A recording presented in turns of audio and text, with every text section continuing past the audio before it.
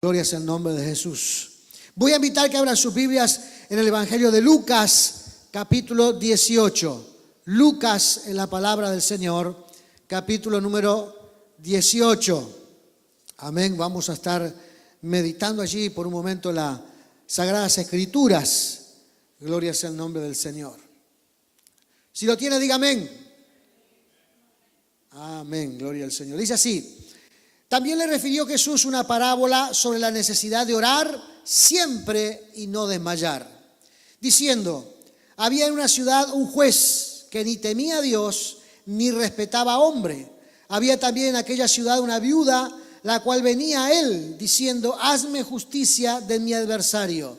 Y él no quiso por algún tiempo, pero después de esto dijo dentro de sí: aunque ni temo a Dios ni tengo respeto a hombre, sin embargo, porque esta viuda me es molesta, le haré justicia, no sea que viniendo de continuo me agote la paciencia.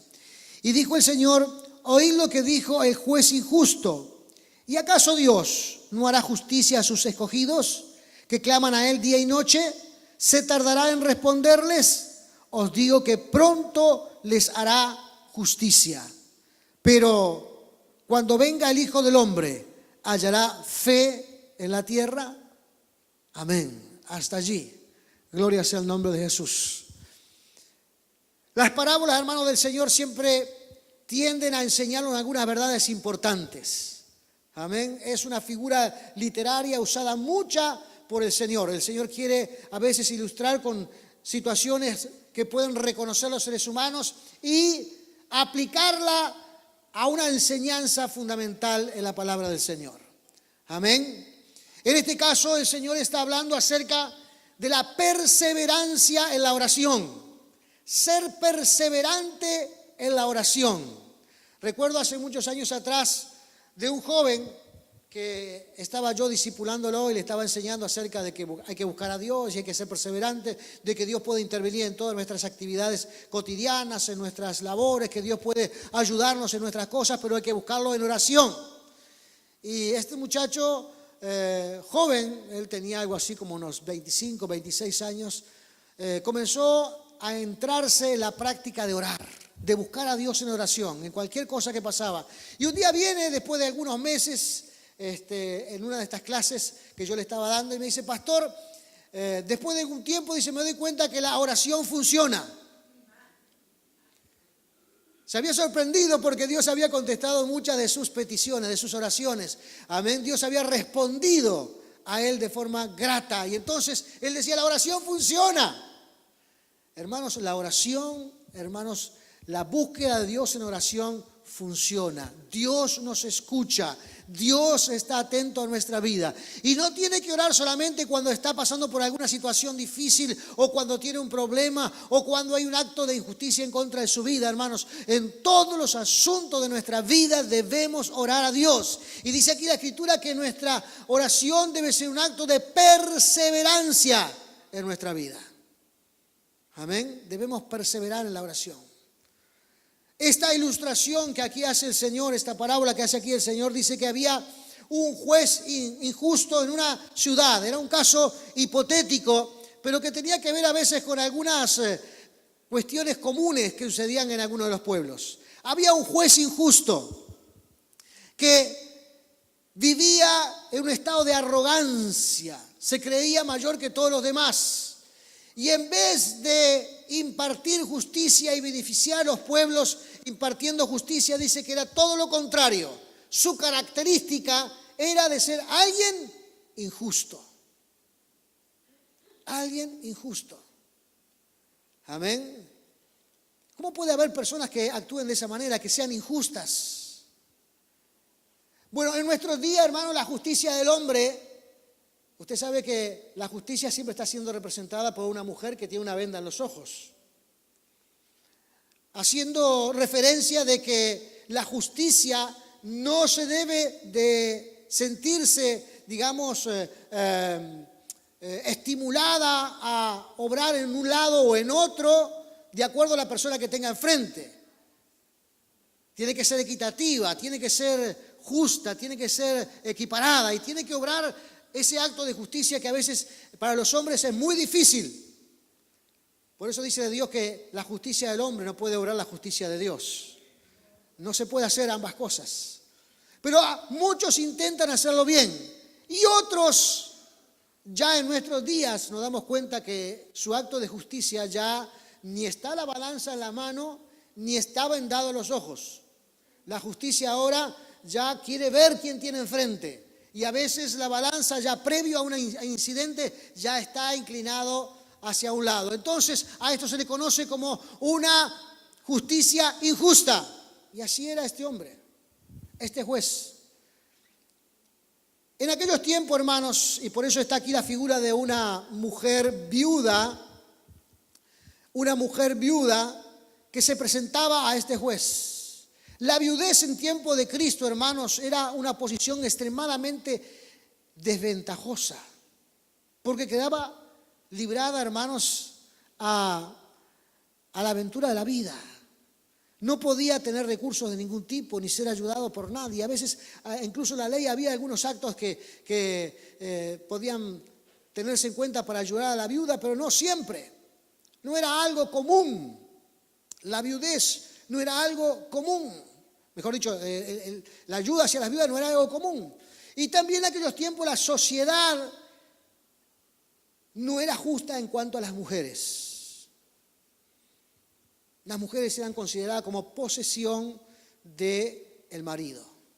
Y por ahí entramos contemporáneos, ¿verdad? Y no vamos a profundizar en eso, ¿verdad? El tema de la sociedad patriarcal y todas esas cuestiones, ¿verdad? Recién cuando pasó la hermana Leticia me estaba diciendo, estamos con la inclusión ahora, nos están incluyendo la... Me hizo reír la hermana. Gracias a Dios acá todos están trabajando y sirviendo al Señor sin importar el sexo, ¿verdad?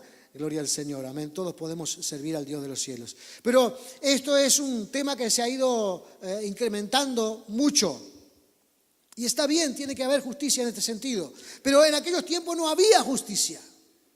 Entonces, ser viuda, ser mujer y presentarse ante un juez, la balanza ya estaba demasiado inclinada hacia otro lado. Ningún juez, o mejor dicho, los jueces en aquellos tiempos no querían ayudar a las mujeres, menos si era viuda, no les interesaba. Pero esta mujer dice aquí la Escritura que persistió, iba una y otra vez a presentarse al juez para que le ayudara en frente a un conflicto que tenía con otra persona que ya eran adversarios. Y una y otra vez iba al juez buscando la salida a su problema. Y el juez no la quería atender, no quería hacer justicia. Pero ella seguía persistiendo y seguía persistiendo, hasta que un día el juez dijo, a esta mujer no me la voy a poder sacar de arriba si no le hago un acto de justicia y resuelvo su problema. Ella va a venir todos los días. Y dice, y entonces por causa de que le era molesto, le hizo justicia. Cada vez que abría la puerta del juzgado, este hombre, allí estaba la mujer parada. Y no la quería atender, o le decía, vení mañana, y volvía al otro día, y cada vez que abría la puerta del juzgado, otra vez estaba allí la mujer parada. Y se dio cuenta que ya no podía solucionar el hecho de que esa mujer estaba allí, persistentemente, cada día buscando justicia, buscando la salida a su problema, buscando que le dieran solución a su conflicto. Había persistencia, había perseverancia. Amén. Y el juez al final dijo, bueno, para sacarme a esta mujer de encima, tengo que hacerle justicia. Y al final, hermanos, dice que esta mujer recibió justicia. Amén. De un juez injusto. Recibió justicia de alguien que no le quería hacer justicia. Recibió justicia de alguien que se caracterizaba como una persona que siempre inclinaba la balanza para su preferencia o para su forma de ver. Pero esta mujer perseveró hasta que encontró justicia. Ahora el Señor aquí plantea, hermanos, una cosmovisión desde el lado de Dios. ¿Cómo se le conoce a Dios? Mateo capítulo 6, versículo 33, un pasaje extremadamente conocido. ¿Qué dice? Buscad a Dios y a su justicia. Dios, dice la Escritura, es un Dios justo. Un Dios que siempre obra justicia. Un Dios que practica la justicia. Y esta justicia tiene que ver con una acción imparcial para beneficiar siempre a las personas que se presentan delante de Él de una forma maravillosa y gloriosa, para que perciban, disfruten de la mano justa de Dios. Por eso la Biblia lo menciona como el Dios justo. Amén. Ahora, lo que está diciendo aquí el Señor, si nosotros tenemos a un Dios que es justo, si nosotros conocemos un Dios que practica la justicia, que su como visión es hacer justicia siempre, no tenemos que convencerlo a Dios, ni tenemos que tomar a Dios y hacerle una oración, hermano, de convencimiento para que Él actúe en justicia. Dios está motivado para actuar en justicia.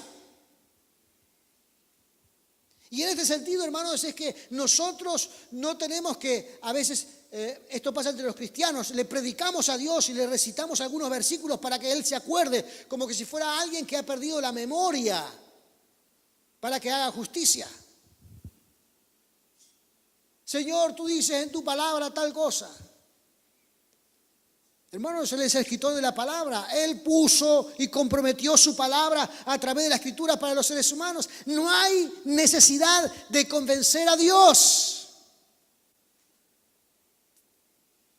Dios dice, va a obrar en justicia. Dice aquí la palabra del Señor, versículo 7. ¿Y acaso Dios no hará justicia a sus escogidos que claman a Él día y noche? ¿Se tardará en responderle? Y Jesús dice que es Dios, que compromete su palabra. Os digo que pronto les hará justicia.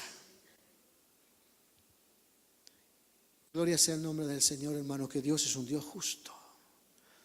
Ayer fui a visitar, hermano, al pastor Pablo Ortiz al hospital. El hermano fue operado el día martes de corazón abierto y le hicieron 4 bypass y le cambiaron también algunas otras líneas sanguíneas que también tenía con dificultades. Le hicieron un trabajo enorme y la operación fue extremadamente riesgosa.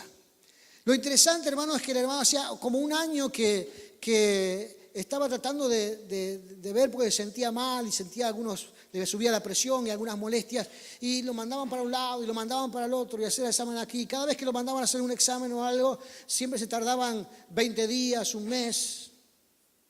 Y ayer estaba hablando con él, dice, me asombro, dice, lo que Dios hizo. Porque en unas pocas horas me hicieron los exámenes que me debían de hacer. Le hicieron un centellograma donde podían ver toda la parte del corazón.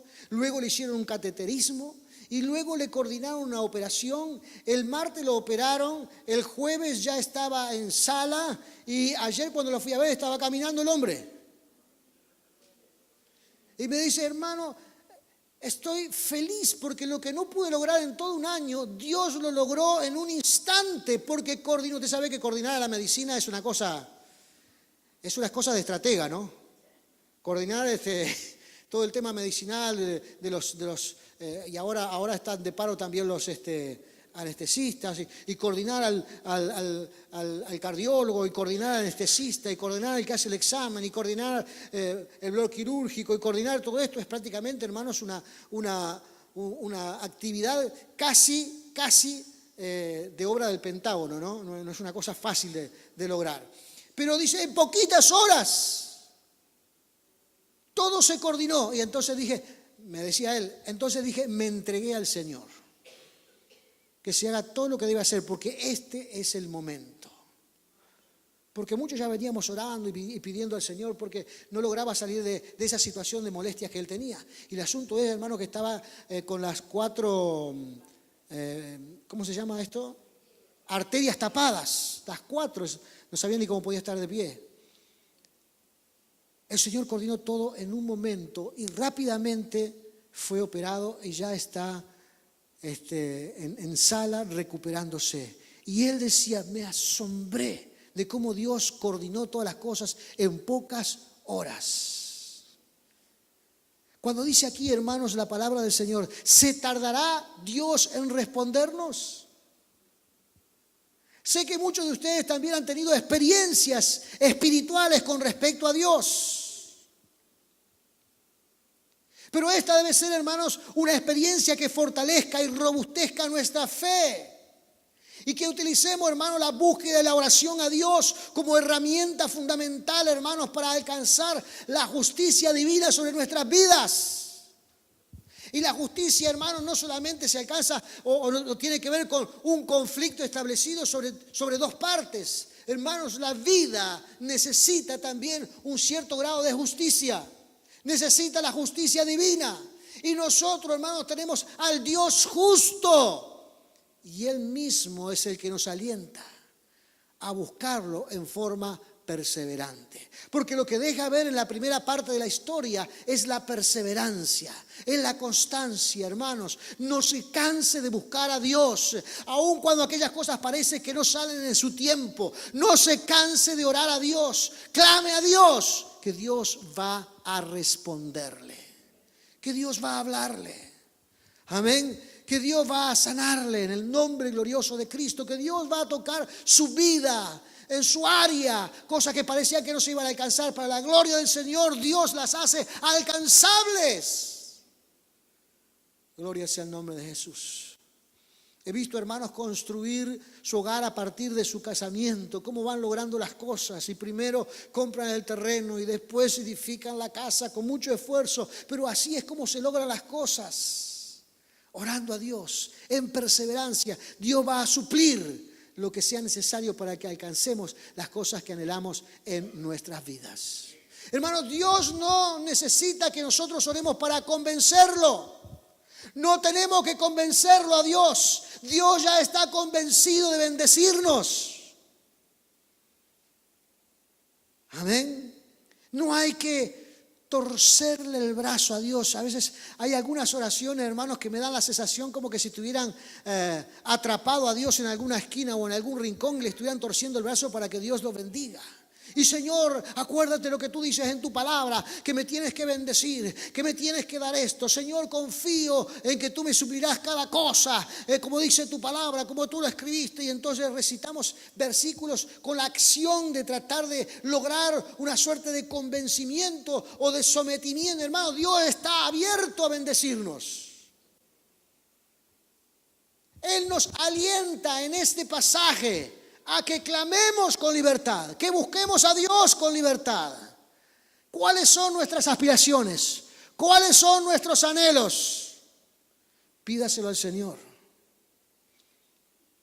Los que no están casados, oren a Dios, hermanos, para que venga la persona adecuada a su lado. Los jóvenes deben de orar para que venga la persona adecuada, porque si nosotros no nos encontramos con la persona adecuada, entonces después va a tener una situación muy difícil en su vida. Pero si usted necesita a alguien a su lado, ora a Dios, que Dios le ponga a la persona adecuada a su lado. Aquellos que necesitan, hermanos, y ven que a veces en su trabajo, en su labor cotidiana, están relegados o algo así, clame a Dios para que Dios lo pueda poner en alto en el nombre de Jesús. Confíe que Dios tiene respuesta para todas aquellas cosas. Quizás Dios está llamándole a hacer alguna tarea en su obra. Confíe que Dios está allí para bendecirle y fortalecerle en el nombre de Jesús. Quizás no sabe ni para qué cosa va a hacer, ni qué cosa va a hacer primero, ni cómo va a realizar esta tarea. Quizás no tiene el conocimiento, pero láncese en el nombre de Jesús, porque Dios estará allí para respaldarle. Sea perseverante. Hay gente, hermanos, que se desmotiva fácilmente.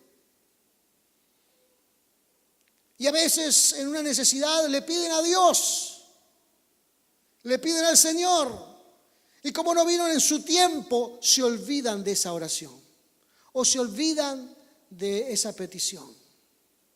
se desmotivan. La perseverancia no es de ellos. Pero la perseverancia es algo que uno puede adquirir. La perseverancia es algo que uno puede, hermanos, cultivar en la vida.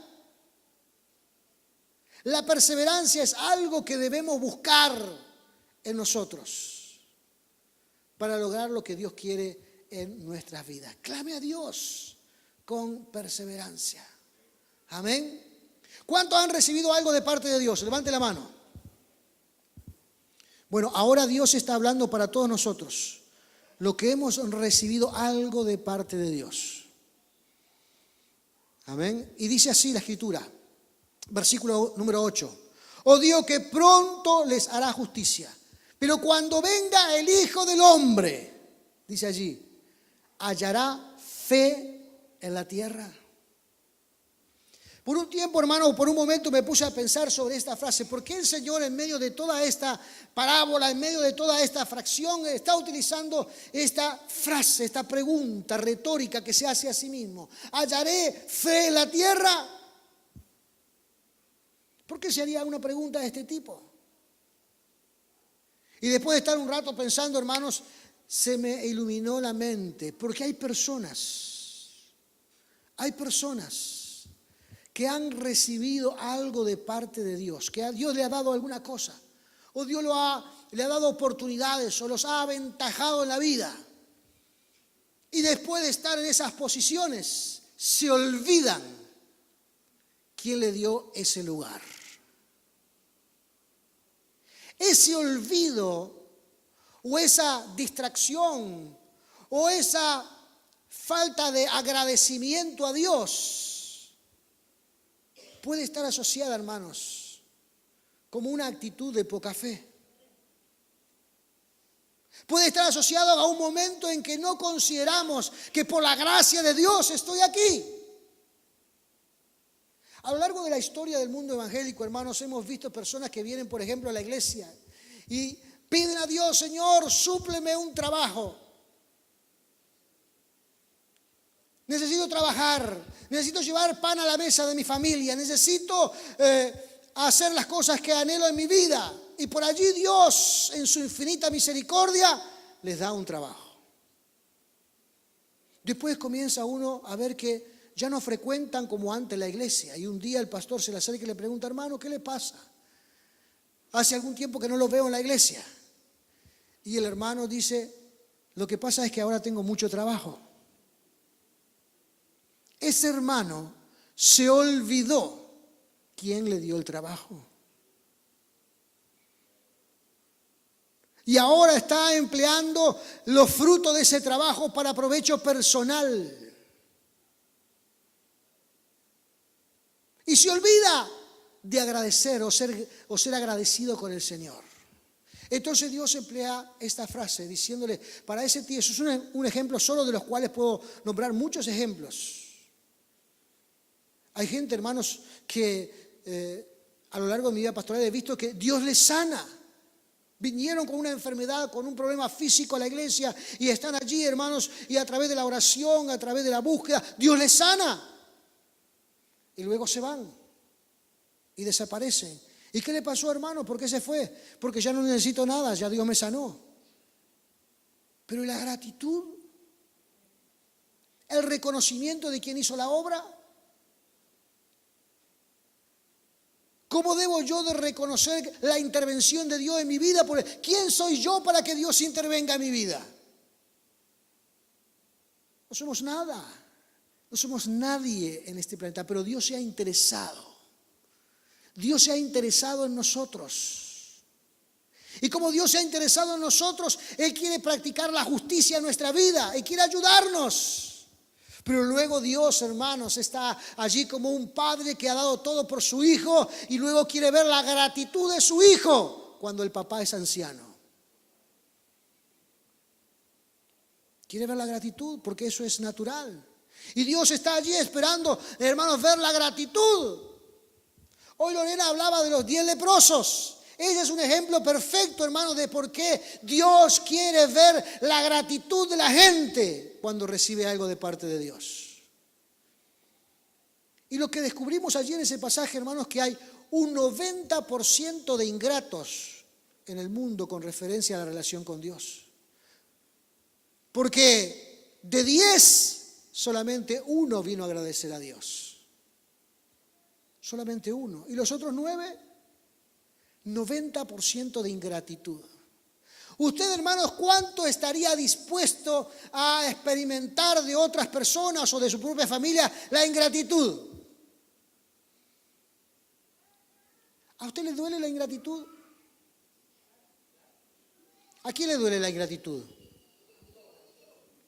Son todos seres humanos, tremendo. Nos duele la ingratitud. ¿Sabe que, hermanos, también a Dios le duele la ingratitud? Si no, no hubiese puesto ese pasaje de los 10 leprosos y otros donde Dios espera que demostremos su gratitud. O este pasaje aquí donde dice la Escritura que Dios está esperando, hermanos, una actitud tan fuerte hacia Dios, tan consecuente hacia Dios, que eso se relaciona con la fe que practicamos en nuestras vidas. Somos quienes somos, vivimos de la forma en que vivimos porque Dios nos ha rescatado de nuestra vida desprolija y por su bendición hoy estamos siendo reconstruidos por el Dios de los cielos. Y ahora esta nueva vida reconstruida que tiene un arquitecto que es Dios, amerita que nosotros demostremos nuestro agradecimiento. ¿Cómo se demuestra el agradecimiento? El agradecimiento se demuestra, hermanos, teniendo fe en Dios. Si tenemos fe en Dios, permanecemos relacionados con Él. Si permanecemos relacionados con Él, somos estudiosos de su palabra, porque su palabra nos alimenta. Si estudiamos su palabra, nos relacionamos con los hermanos, porque la Biblia dice que el segundo gran mandamiento que tenemos después de adorar a Dios es bendecir a nuestros hermanos. Cuando bendecimos a nuestros hermanos, necesariamente tenemos que congregarnos, porque es allí donde nos relacionamos con los hermanos. Dios quiere que practiquemos el servicio a otro. Amén. Dios lo ayudó, Dios lo sacó de un problema, de una lucha. Ahora sea, hermanos, un referente para alguien más y conozca al Dios de los cielos. Dios quiere ver la gratitud. Dios anhela ver la gratitud. Por eso es lindo, hermanos, escuchar los testimonios de personas que han recibido algo de Dios. Inmediatamente, porque están agradecidos. Saben que Dios intervino en sus vidas y los ha bendecido amplia y generosamente. Pero ese sentimiento, hermanos, no tiene que ser sofocado por el tiempo. Tenemos que saber que por la misericordia de Dios somos quienes somos. Amén. No sabemos cuándo Cristo vendrá. No sabemos si viene en estos días, o en una semana, o dentro de un año, o dentro de una década. ¿Usted lo sabe? No lo sabemos. Lo que sí sabemos es que Él va a venir a buscar a su iglesia. Eso está profetizado en su palabra. Él va a venir a buscar a su iglesia. Eso lo sabemos. Pero en el transcurso de este tiempo, hermanos, debemos, hermanos, estar motivados a practicar la fe delante del Dios de los cielos. Para que este Cristo que vino y dio todo por nosotros, cuando Él llegue, encuentre fe en la tierra. Amén. Encuentre fe en este grupo de personas que estamos aquí. Encuentre fe en nuestras vidas. Amén. Encuentre fe en nuestros corazones. Que seamos agradecidos, que reconozcamos la obra de Dios en nuestras vidas. Que el Señor encuentre fe en cada uno de nosotros. Hermanos, la herramienta para mantener este fuego ardiendo es la oración. Por eso dice la Escritura que debemos perseverar en la oración. Cada vez, hermanos, está más difícil para tener tiempo de oración. Amén. Las tareas, las cosas que tenemos en la vida, los tiempos. Yo recuerdo que hace 3 décadas atrás parecía que era un poco más fácil porque había menos cosas que nos ocupaban. De hecho, ya el trabajo, hermanos, era una bendición porque uno trabajaba de 6 a 2 de la tarde o de 2 de la tarde a 10 de la noche. Hoy hay trabajos, hermanos, que los citan a las 9 de la mañana y los largan a las 9 de la noche. Prácticamente no hay luz del día que esté para usted. Se las entrega a alguien más. Pero es importantísimo que nosotros cultivemos en nuestra vida el ejercicio de la oración. Tenemos que orar. Amén. No esté buscando a Dios como el último recurso, como nada más funcionó, entonces ahora voy a orar. Hermano, Dios no es el último recurso. Usted se libraría de una cantidad enorme de presiones y de frustraciones si utilizara a Dios en primer lugar en su vida. Si usted fuera alguien que utilizara la oración como herramienta primaria ante sus necesidades o problemas, se vería libre de dificultades. Se vería libre de problemas. Porque Dios, hermanos, responderá. Él no se tarda, dice la Escritura. Jesús mismo dice, Él no se tarda, Dios no se tarda. Dios impartirá justicia rápidamente. Así que si usted tiene un problema en el trabajo, está sufriendo de presiones, está sufriendo de algunas dificultades, hay algunas acciones donde no están obrando con justicia con usted porque lo postergan en ciertas cosas o porque creen que como usted tiene cierta inclinación espiritual y a veces no participa en algunos ámbitos de los compañeros de trabajo, entonces lo tienen menos. No lleve ese problema ante el jefe ni ante las personas que están por encima, hermanos. Busque a Dios. Ore al Señor. Cuando está haciendo, hermanos, esa carrera maratónica, a veces para ir a los hospitales y estar buscando oportunidades para que lo atiendan en esto, en lo otro, no vaya a buscar una recomendación de alguien. Busque a Dios. Dios sabe todos los secretos. Dios sabe por dónde hay que entrar para llegar a esos lugares. Dios sabe a qué gente hay que tocar para que las puertas se abran. Dios lo sabe todo. Así que persevere en oración. Amén, persevere en oración. Gloria sea el nombre de Jesús. Haga las cosas en los pasos que Dios quiere. No lo haga en su conformidad o no lo haga en lo que usted piensa que mejor. Haga los pasos en la forma en que Dios quiere que usted siga adelante. Y déjeme decirle, Dios siempre se va a glorificar. Dios siempre se va a glorificar y hace cosas, hermanos, que ni siquiera nos imaginamos. A veces si usted tiene algún amigo o alguna persona aquí en la iglesia con más afinidad que otras por la cercanía, por el tiempo, por qué sé yo, pide que le cuente algún testimonio, alguna experiencia que haya vivido con Dios, para que su propia fe sea estimulada. Amén. Para que su propia fe, hermanos, crezca en el Señor. Cuando vea una necesidad o un problema, no lo mire como una cosa que es difícil de salir adelante. Véalo como la oportunidad de conocer la gracia y el poder sobrenatural de Dios. Y una vez, hermanos, que Dios le haya bendecido y que haya tocado su vida y que le haya dado oportunidades, no sea el 90% de los desagradecidos. Sea alguien que integra el 10% de los agradecidos. Sea alguien agradecido con Dios. Sea alguien agradecido con el Señor. Y Dios, hermanos, no se va a cansar jamás de ayudarlo en sus distintas necesidades en la vida. Amén. Él no se va a cansar jamás. Algunos a veces dicen, pastor, no voy a orar porque esto es una bobadita. ¿Para qué voy a orar por esta bobadita? Es muy pequeño, no voy a estar molestando a Dios. Hermano, cuando nosotros estamos dirigiéndonos a Dios, Dios toma todas las cosas muy en serio. Para Él no hay una cuestión chica o grande, porque para quién esa dificultad puede ser de tamaños monumentales, porque está atravesando esa dificultad.